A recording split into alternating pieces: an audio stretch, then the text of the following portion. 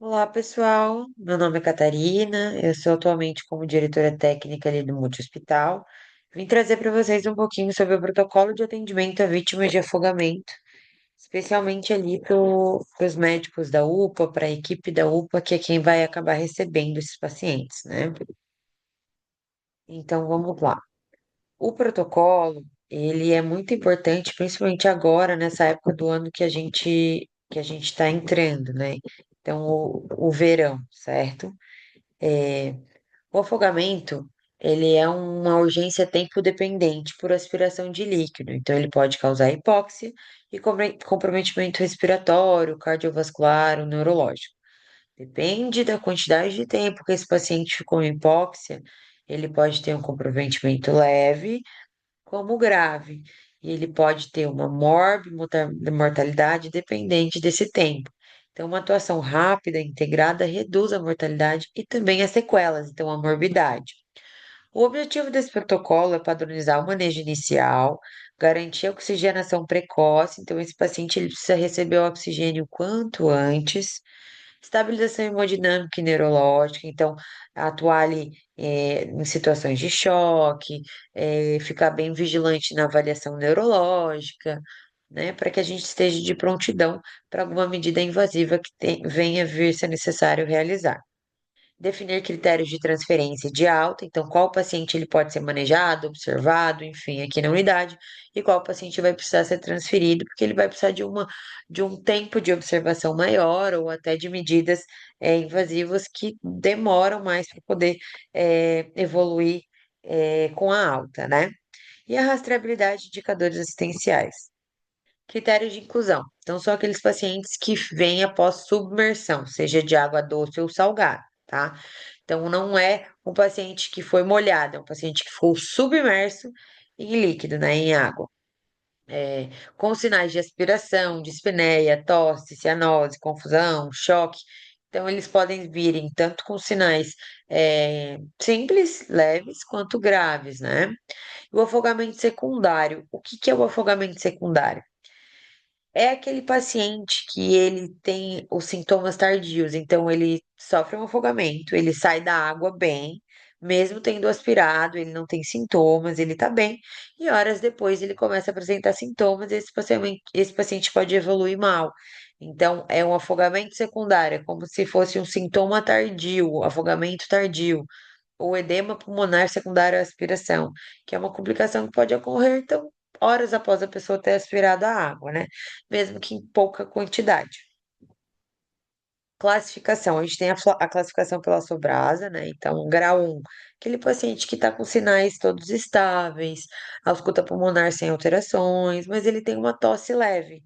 Esse paciente a gente tem que observar por 6 horas, porque a gente precisa identificar se ele não vai vir a ter o afogamento secundário, né? Aquela síndrome do afogamento secundário. Então, ele pode ter sintomas tardios, e esse paciente, se ele tiver sintomas, ele vai precisar de atendimento rápido. Então, a gente deixa observando por 6 horas. Grau 2, crepitantes em algum foco pulmonar, então algum estertor ou crepitante, seja basal ou apical, tem que ser avaliado. E o grau 2 é aquele paciente que ele ainda está estável, né? Então ele tem uma saturação, uma pressão, frequência cardíaca, todos normais, né? Mas dá para auscultar ali crepitante em algum campo pulmonar. Esse paciente ele deve ser observado de 12 a 24 horas, porque é um paciente que tem grandes chances de apresentar sintomas de edema pulmonar após algumas horas, né? Entrou água naquele pulmão. Então, aquela água ela vai gerar uma reação local ali que vai dar sintoma, que pode levar o paciente a uma piora. Grau 3, aquele paciente que já chega com dispneia, edema agudo de pulmão, sem choque.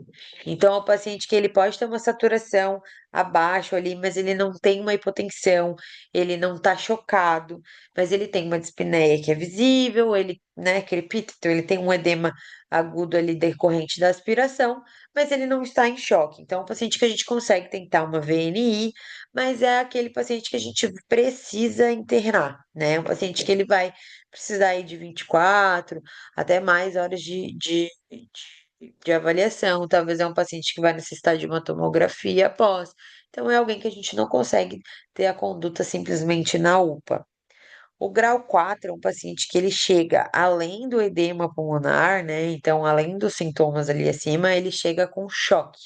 Então, cianose, confusão, hipotensão, choque. É um paciente que está instável, né? É um paciente que a gente vai precisar entubar, vai precisar transferir para uma unidade com suporte avançado, uma UTI, né?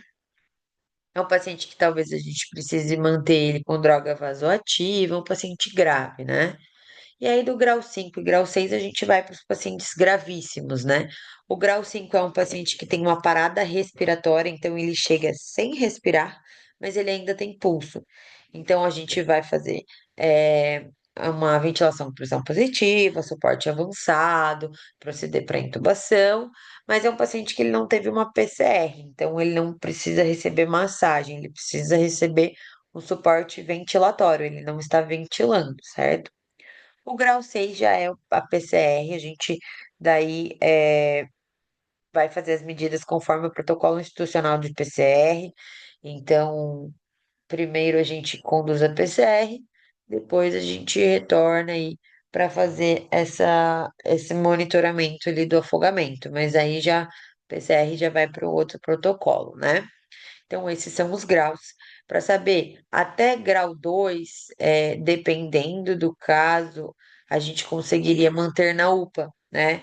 Pensando que a UPA é um local que é para o paciente ser avaliado, ser manejado inicialmente e decidir para onde ele vai, seja transferência ou alta. O grau 2, o ideal seria a gente realmente encaminhar para uma internação. O paciente que pode ficar em observação até 24 horas, mas dependendo se ele evolui mal, precisa de mais tempo. Então, no grau 2 ali, a gente já pode tentar uma internação. A gente sabe que na realidade muitas vezes não consegue, principalmente no verão, que é muito cheio, né? Então, se a gente conseguir observar esse paciente 24 horas, não conseguimos uma vaga, o paciente evoluiu super bem, assintomático, saturação boa, melhorou as crepitações, conseguimos fazer esse manejo, tá bem. Então, após as 24 horas, a gente consegue liberar ele, né? Mas ali o grau 1 é o grau que a gente realmente consegue manejar na UPA com a observação correta. A partir do grau 2 avaliar a necessidade de internação, a possibilidade de internação. A partir do grau 3 a transferência obrigatória, né? Então, esse paciente ele precisa ir para um ambiente hospitalar. Como que é feita a avaliação ali no afogamento? Então, gente, a gente segue o ABCDE, né? Primeiro a gente vai ver via aérea, ver se não tem obstrução, aspirar se for necessário, instituir oxigenoterapia, dependendo da saturação, vai ser catéter, máscara ou uma ventilação invasiva. B, respiração. Então a gente vai monitorizar, ver se esse paciente ele está respirando, se ele está ventilando, né? E como ele está ventilando. Frequência respiratória altíssima, talvez ele está ventilando ruim avaliação de saturação, né, a ausculta pulmonar, que é muito importante para a gente avaliar se tem crepitações. E aqui eu deixei o raio-x de tórax, ele é disponível na unidade, você vai ser solicitado, mas aí você solicita, deixa claro para a equipe que vai precisar e vamos seguir o ABCDE, né? C, circulação. Então, a gente precisa ver como é que está a pressão desse paciente, como é que está a perfusão desse paciente, obter dois acessos venosos calibrosos, se necessário, reposição de cristalóides. Nesse caso, provavelmente, a gente vai fazer aquecido. Muitas desses pacientes, eles chegam com hipotermia, né? A gente tem que pensar que um paciente que teve um afogamento aí, grau 3, 4, um paciente que ele provavelmente ficou um tempo considerável ali na água, né? Então, eles muitas vezes eles vêm hipotérmicos. E aí a solução cristalóide aquecida, ela auxilia, né, no processo. D, avaliação de Glasgow, convulsões, aí a gente olha trauma também, para avaliar se esse afogamento foi decorrente, às vezes, de um trauma, às vezes de um TCE, às vezes na hora de tentar sair dessa água, o paciente também se machucou, tem que avaliar ali no C, a gente avalia também se não tem nenhuma hemorragia, né? Então, a gente vai seguindo. Exposição. Então, vai remover todas as roupas molhadas, fazer a exposição de todo o corpo do paciente para identificar se não tem alguma outra causa. Às vezes, esse paciente ele chega chocado, né? Aí você vai ter que identificar, esse choque é decorrente somente do afogamento ou ele teve um trauma, ele pode estar sangrando. Então, por isso é bem importante também a exposição, né? E aquecer. A gente precisa lembrar que um dos itens que fazem parte da tríade da morte é a hipotermia, né? Então, precisamos aquecer esse paciente para que a hipotermia não, não piore ainda mais a situação dele, certo?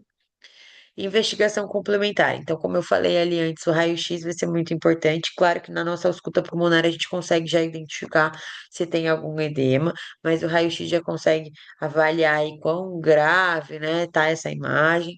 Eletrocardiograma, muitas vezes o paciente pode evoluir com uma arritmia, tá? Hemograma, eletrólito, função renal, gasometria, tá? Gasometria arterial. Ali a gente vai identificar tanto no diagnóstico, né, como que esse paciente está, como é que está esse lactato, pH e a saturação, quanto no acompanhamento. Então, após as medidas, como que evoluiu melhor esse paciente. O ideal é a gente fazer sempre suspendendo a oxigenoterapia durante uns minutos para poder coletar, se não tem aquele viés. Mas enfim, a gasometria vai servir tanto ali no diagnóstico como no acompanhamento. Glicemia capilar, muito importante, a gente tem que lembrar das causas desse paciente pode ter se afogado, né? Então, às vezes ele desmaiou por conta de uma hipoglicemia, né? Ou às vezes por tanto tempo e tanto consumo tá com uma hipoglicemia, a gente tem que sempre avaliar a glicemia, certo? E beta-HCG quando aplicável, né? Se for uma mulher, idade fértil, a gente tem que se atentar a essas questões, que tem toda uma alteração fisiológica da gestação na paciente feminina gestante que a gente precisa também ter em mente. Critérios de transferência. Então, se vocês viram ali, a partir do grupo 2 a gente já tenta a transferência. Saturação menor que 95% após uma hora de oxigênio. Então, o paciente ali, ele veio no grupo 2, fez o suporte, e tal, fez todas as medidas. Depois de uma hora não melhorou, é internação, tá? Dispneia persistente, instabilidade, infiltrado no pulmão, ao raio-x, arritmias. Ou aqui é um item da história. Se o paciente tem história de ter ficado mais que 5 minutos submerso, ou chegou em RCP, isso aí já seria num grau 6, né? Mas se ele ficou mais de 5 minutos submerso, mesmo que ele esteja bem, ele vai precisar de uma observação mais prolongada. Esse é um paciente que tem muito risco de evoluir com algum sintoma tardio, tá? Hipotermia menor que 35 e necessidade de ventilação mecânica ou qualquer suspeita de trauma. Então, um paciente que ele tem muito risco de ir para casa, ele precisa de uma transferência, tá? Aqui eu deixei a cadeia de sobrevivência, né? Tá em inglês, mas assim, nessa cadeia ela vai desde a prevenção até o reconhecimento de que a pessoa está afogando, né? Providenciar, então, um resgate, remover a pessoa da água, né? E providenciar as medidas de atendimento médico necessários, né? Isso eu tirei ali da sociedade brasileira. Tá bem, pessoal? Espero ter ajudado um pouco. A gente sabe que pode receber algumas vítimas dessas esse verão.